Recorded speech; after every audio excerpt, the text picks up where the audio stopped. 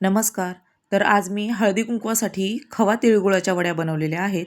तर त्यासाठी मी गावरान तीळ घेतलेले आहेत. तुम्हाला नाही मिळालं तर तुम्ही पांढरे तीळही घेऊ शकता. खरपूस खमंग असे भाजून घ्यायचे आहेत. खूप काळपट करायचे नाहीत आणि भाजल्यानंतर त्याची भरड काढून घ्यायची मिक्सरला. तर पाव किलो मी खवा घेतलेला आहे.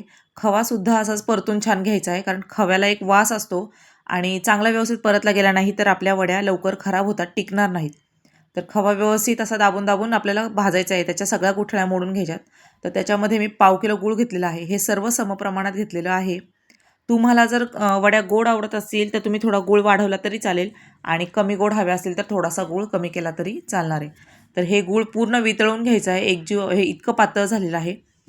आता त्याच्यामध्ये मी भरड जी काढली होती तिळाची ती घालणार आहे आणि पुन्हा गोळा होईपर्यंत आपल्याला हे परतून घ्यायचं आहे. तर हा व्हिडिओ शेवटपर्यंत पाहत राहा.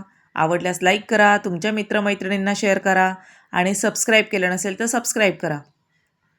तर हे पहा, आता हे व्यवस्थित असं हलवून हलवून घ्यायचं आहे की जेणेकरून सगळीकडे खवा आणि गुळाचं मिश्रण व्यवस्थित लागलं जाईल.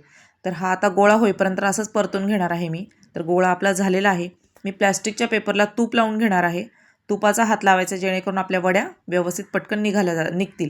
तर त्याच्यावर आपल्याला हे वड्या थापून घ्यायच्या आहेत.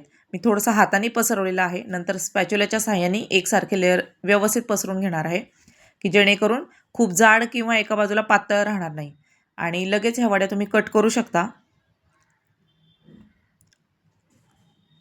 आणि ह्याला थंड व्हायची वाट बघायची काहीही गरज नाही आहे, कारण खवा असल्यामुळे ह्याच्या वड्या लगेच कट होतात आणि लगेच तुम्ही करून खायलाही घेऊ शकता. तर मी ह्याच्यामध्ये वेलची अजिबात घातलेली नाही आहे, कारण मला वेलची आवडत नाही ह्याच्यामध्ये. कारण तिळाची आणि गुळाची चव छान लागते. तुम्हाला जर आवडत असेल तर तुम्ही घालू शकता. तर बघा किती सॉफ्ट झालेली आहे, खमंग आणि खुसखुशीत अशी वडी.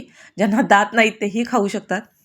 तर बघा, करा आणि मला नक्की कमेंट करून सांगा कशी झाली आहे ते. तर व्हिडिओ शेवटपर्यंत पाहिल्याबद्दल धन्यवाद.